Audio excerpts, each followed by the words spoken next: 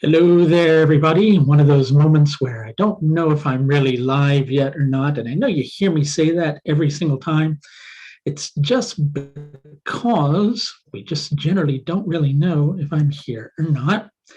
I'm going to wait till it catches up. I do apologize for the video not being super excellent.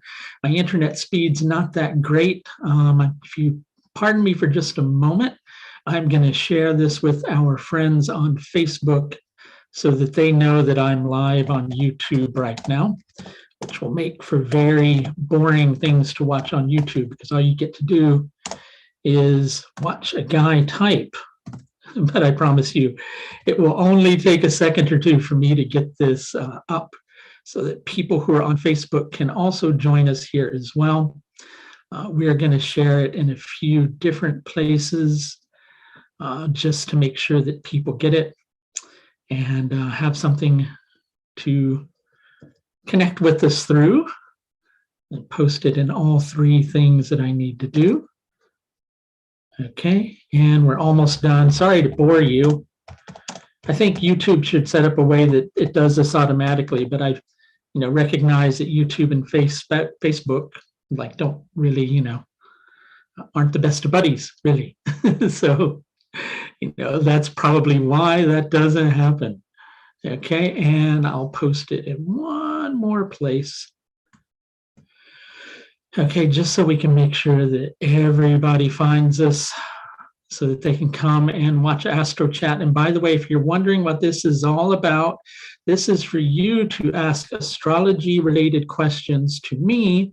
The types of questions I don't want you to ask, though, are questions about your own horoscope. So in other words, this isn't for me to give you a free reading. This is just for you to ask me any questions you may have about astrology and how certain things work.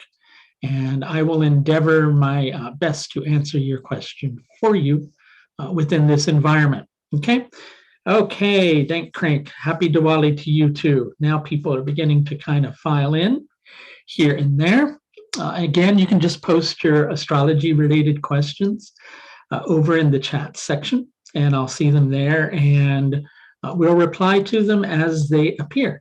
It takes a couple of seconds for people to get here. It's a pretty, gray season here lately, and the air's getting heavy. Actually, outside, it felt a little bit like snow today, but it's nowhere near cold enough to snow here. But yeah, that's what we do when we don't know what else to talk about while we're waiting for people to ask questions, right? So if you have astrology-related questions, do ask away. Thank you for saying how you love the lunar reports. I do really appreciate it. And I enjoy doing them. I've been doing them for, a good long period of time now. And so it's always nice to get that feedback. If you have any astrology-related questions, please feel free to post them over in the chat section. And we'll do our best to give them an answer. By the way, there's a Diwali gift for you. I'm going to repeat this several times. So those of you who are here early, I do apologize. You may have to listen to this a few times throughout the course of the live appearance. But if you schedule in a consultation with me today for Diwali, then what you can do is you get a free astrology course. And you get to choose from one of 5 astrology courses. Here's the link to my services page. And if you schedule in a consultation that's 60 minutes or over, you can choose from one of these courses. You get it for free, right? So I put it there. All the fingers are like separators, so you know the difference between the different ones. Are different nakshatras related to different chakras? There's so many different ways to classify things. I've never worked with the system related to that. You probably could do that, but what you'll find is different people will have different opinions as to which one relates to what. The best information to find on the nakshatras really are things that are taken from Taittiriya Brahmana, and you'll find a lot of good information there, such as the kingdom of the nakshatras, so many different things that have stood the test of time in terms of nakshatra associations. A lot of the modern associations, they really boil down to the opinion of one or two people. A lot of the stuff that's from Taittiriya Brahmana is stuff that is tested throughout the ages. And interestingly enough, you find some different associations, especially with the animals that were taken from there. Okay, so let's read some other questions. Pardon me, hang on a second. I've got a little bit of a cold, so I do apologize. I may need to take a drink here and there. Bhavat Bhavam placement of planets. I'm not really sure what you're asking, Ananti, but please feel free to clarify your question a little bit more, because that's a very broad topic. So, and again, with most things astrology oriented, different people have different opinions about how certain systems work. So it might be that you've come up with a concept that you've gotten from a certain astrologer that isn't a concept that I work with. I work with Bhavat Bhavam, but nothing specifically related to planets, so to speak. So if you want to clarify your question, I'm happy to try to answer in that particular capacity. How's everybody doing? Please feel free to post away your questions. I know there's more people here than are posting questions, so some of you are falling down on the job. This isn't a place to just be a spectator. You're welcome to be a spectator here, but don't be just a spectator. If you have questions, please feel free to ask your questions in the comment section. Was curious about my opinion about Uranus, especially in this month doing opposition to other planets one after another. Well, interestingly enough, the outer planets, they can be kind of related on a certain level to the trinity of deities, Brahma, Vishnu, and Shiva. Brahma is more related to Uranus. Vishnu is related to Neptune, and Shiva is related to Pluto. It's really interesting to work with the outer planets with Vedic astrology. A lot of times you find you don't need them, though. But when you do look at them and get some extra information from them, they're really helpful. Like this particular new moon energy, as the moon is transiting through Swati and will enter the first pada of Vishaka at the time that it becomes full. And I know that's a different calculation than most people know. I use different calculations. I'm a bit of an oddball. So, as the moon is building up to that particular placement, it's opposing Uranus, which adds an extra level of tension to the situation. Can we get to know about our past life and past life karma by the means of Vedic astrology? So here's the thing. How are you going to verify that, right? That's always the tricky question when it comes to previous lifetimes. Unless you have a time machine, it's very difficult to go, oh, this was an actual previous lifetime.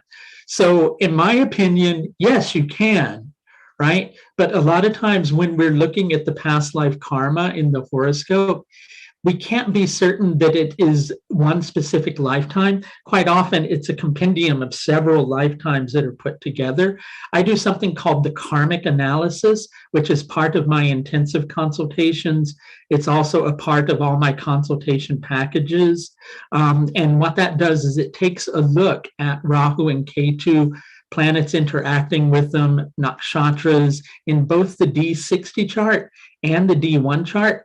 And now's the time for a good little shameless plug, which is if you schedule in that consultation or any other consultation over 60 minutes, and you do that today before midnight London time at the link I'm going to give you now, you get a free Vedic astrology course from the listing of the ones that I'm going to give you here. And these courses are full courses, right?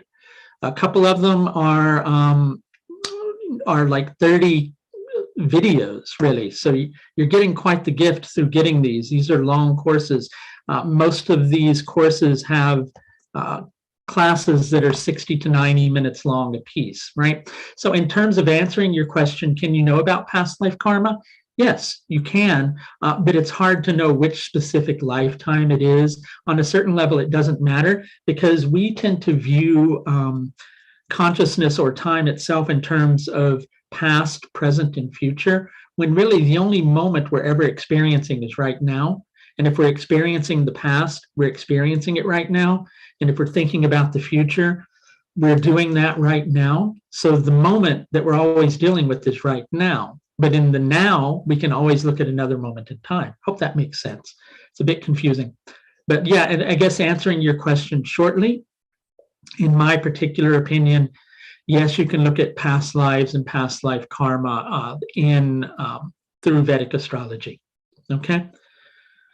So let's take a look at some other questions here. So somebody, here's the thing, when you post questions like Venus in Bharani in the third house, all you're really going to get is a very general answer, because it's not always going to behave the same, right? Like you could have Venus in Bharani and, it could be interacting with the sun.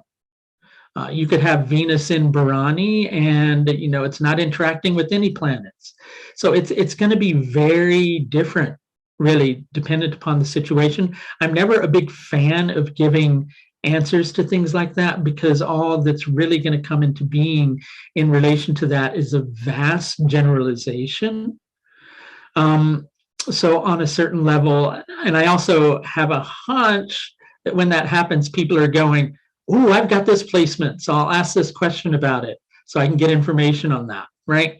And another reason why I'm not a big fan of that is because then you get less than accurate information about your own chart.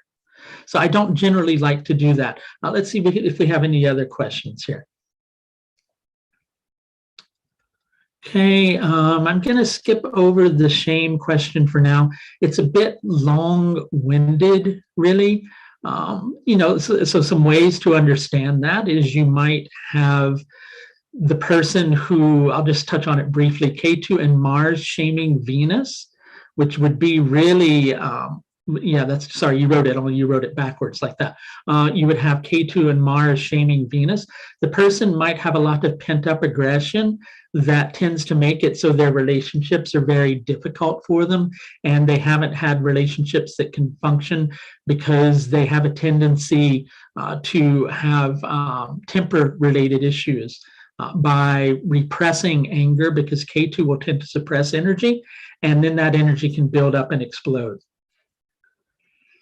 Is it really problematic to be with people who have the moon 8 houses away from yours? I'm going to answer that question in a roundabout way, which is probably going to annoy the you-know-what out of you, but I'm going to do it anyway. If you love a person, then, love can overcome the compatibility. And that's the thing to be aware of. Sometimes we're with people for a reason, even if there's no compatibility between ourselves and the other person. There's a reason for us to be with them. So I always say, in terms of the heart, in terms of relationships, always go with the relationship itself if there's love there. In answering the question, yeah, it can be difficult to have the moon's 8 houses away from each other, but there can be other things that make that not quite so difficult. My recommendation would be to schedule in a special, and you can have a spatial one too. We'll have it in space to schedule in a special relationship consultation. Those are on my services page if you're interested in that. Plus, you get a free course, remember? Okay, let's see if anybody else has any questions. While I'm waiting for people to post one, I'm going to have a drink.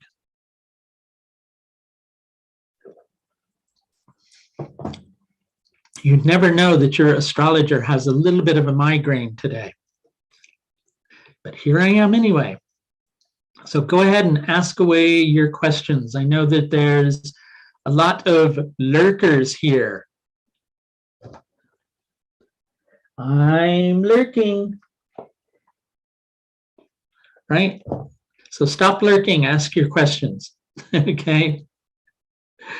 Okay, so ask away. So, just while I'm waiting, I'll remind people a special Diwali gift, which is if you schedule in a consultation, 60 minutes or over, you get a free course from the list that I'm going to post here. That's quite a good deal. The Nakshatra Secrets course, which is one of them, is 27 classes.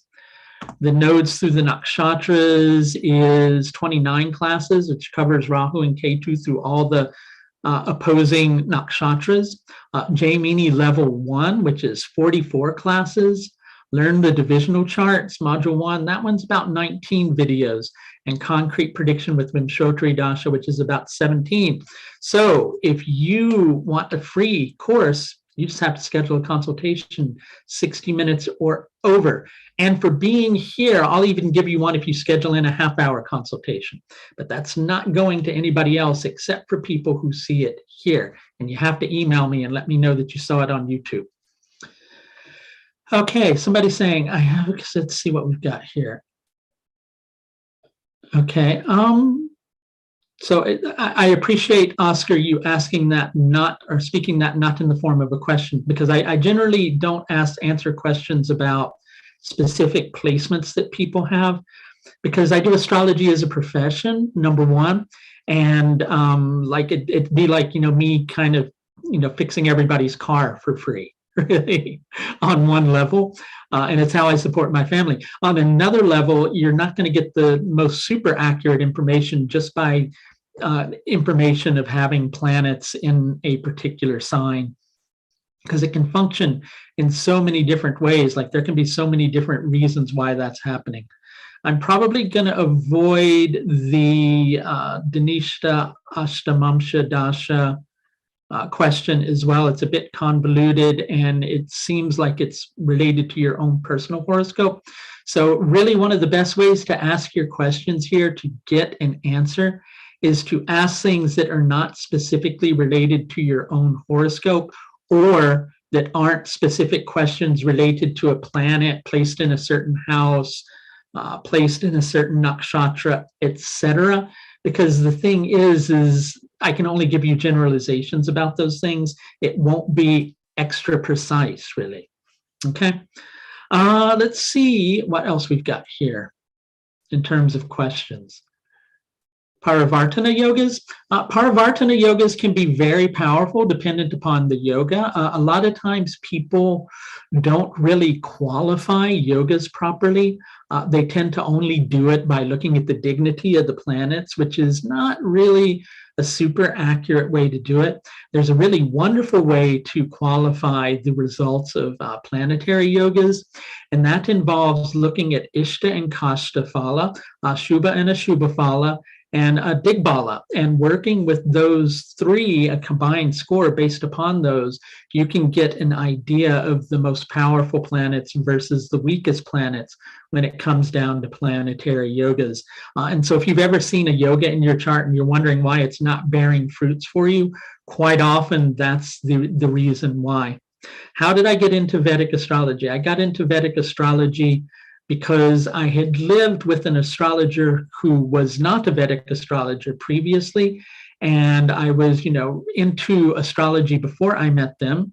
And I went and I got a reading from someone practicing the Vedic system, and I was fascinated by how they did certain things, like asking me a couple of questions about my father and then telling me I was born a minute and 10 seconds earlier, which now I know how they did that. But at the time I was just like, wow, how's this person doing that? And so that's what got me into it. And it was all history from there, so to speak, right? What nakshatra do you see in IT career? There's a lot of them.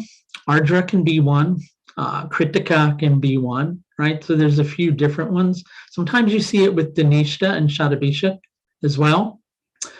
So, a lot, but you have to have particular planets that are coming together to create that in the chart, right? Generally, you'll probably have Rahu or Ketu interacting with the third house somehow by Rashi aspect. That's the way to check that. Okay, so let's see if anybody else has any questions, astrology related, or, personal ones, but I'm not going to answer some personal ones. Anyway, so, just a reminder, you schedule in a consultation with me today before midnight. 60 minutes or over preferably, and you're going to get a free Vedic astrology course simply for scheduling in a consultation. Yes, it's National or International Support Your Local or Not So Local Astrologer Day, right? And I support you back by giving you a free Vedic astrology course from the list given there. And all you have to do is schedule a consultation. And as I mentioned, you can even schedule in a half-hour consultation if you're watching this on YouTube, and they're actually reduced on price. They're only $69. So you spend $69, you get a free Vedic astrology course, right? Or you can go for my 3 90-minute consultation package, which is also drastically reduced on special offer for Diwali as well. And it's reduced by about $140 in price. And then you can get some private tutorials as well, right? And so if you schedule a consultation, you get a free Vedic astrology course. Let's see if anybody else has any questions. Please feel free to ask away in the chat window. A lot of you are very quiet today, right? Usually I have all sorts of trolls here and people misbehaving. So, you know, I've got another 6 or 7 minutes really. So if you want to ask questions, you really should do so now, because I'm because as somebody popular is saying, they're telling me I have like only until 1/4 past the hour to talk with you today, right? So let's see what questions you might have. Feel free to ask them over in the chat window. Yes, you too can come on YouTube and watch an astrologer, drink tea. Wow, that's so entertaining. Not, so ask your questions. Let's see what this one says.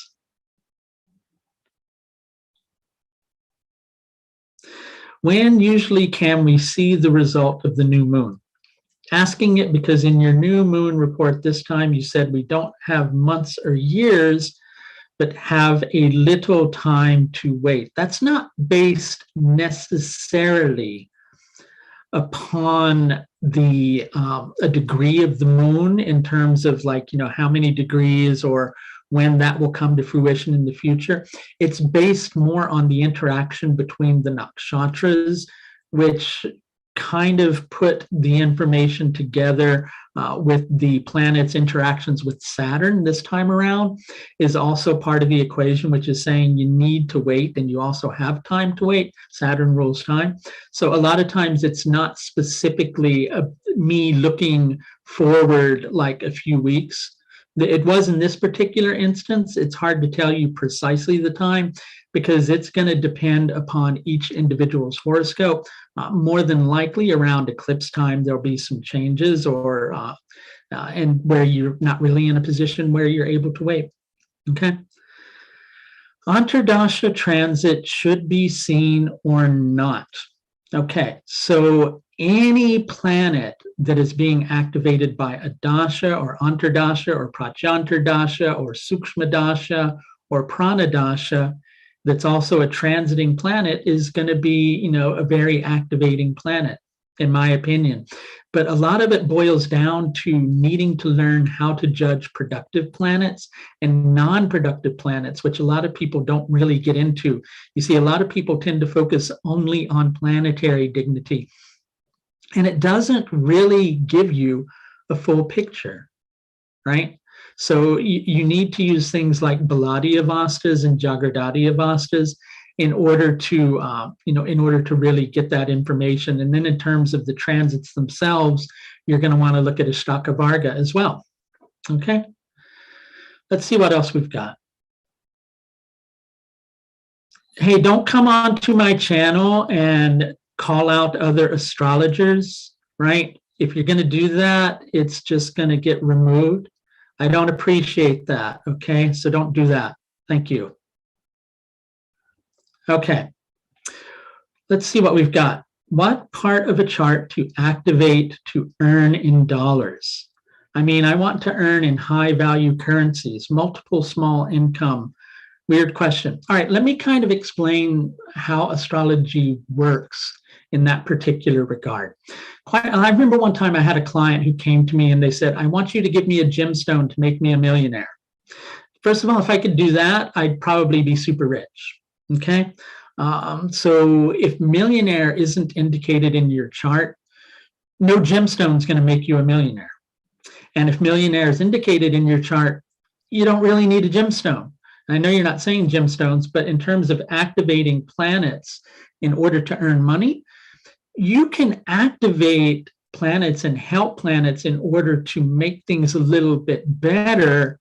But if your expectation is by working with a particular planet that you're going to make yourself rich, it may not bear the results that you're wanting it to.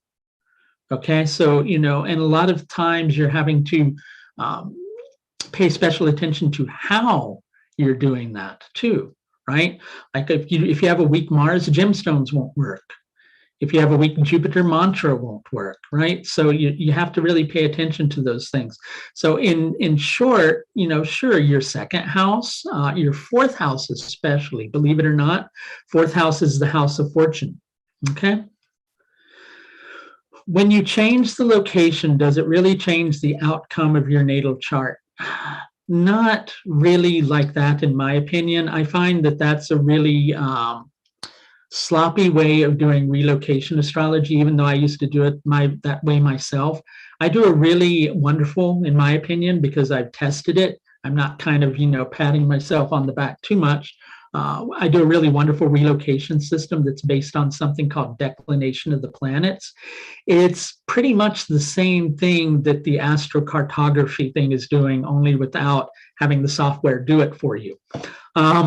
And it works really well with people, and it helps to pick a latitude line on the planet for you. And that's really the best way to do relocation astrology. Transit of Jupiter in timing events. I don't mean to be too critical, but that's a bit of a vague question, and I'm not really sure what you're asking. Okay, so if you would like it answered, if you will clarify, I'll see if I can answer it. By the way, if you schedule in any consultation, 60 minutes preferably or over, through my astrological services page, which I've just posted a link to, you get a free Vedic astrology course from one of the courses that I'm going to post here.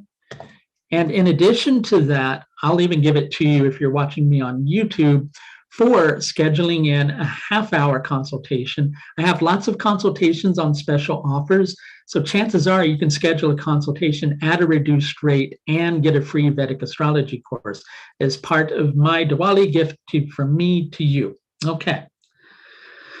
Difference of aspect of Jupiter on house and planets. Again, I need for you to be a little more specific, just so you understand. Broad questions only give you broad answers. If you're wanting things that are a little more precise and exact, you need to be a little more precise and exact in your questions, okay? Because I don't understand just what you mean, difference of aspect of Jupiter on house and planets. I think what you're saying is when Jupiter is activating something by transit, what is it doing? It's doing it by grace, it's doing it by optimism, by faith, by expansion, everything that Jupiter represents, right?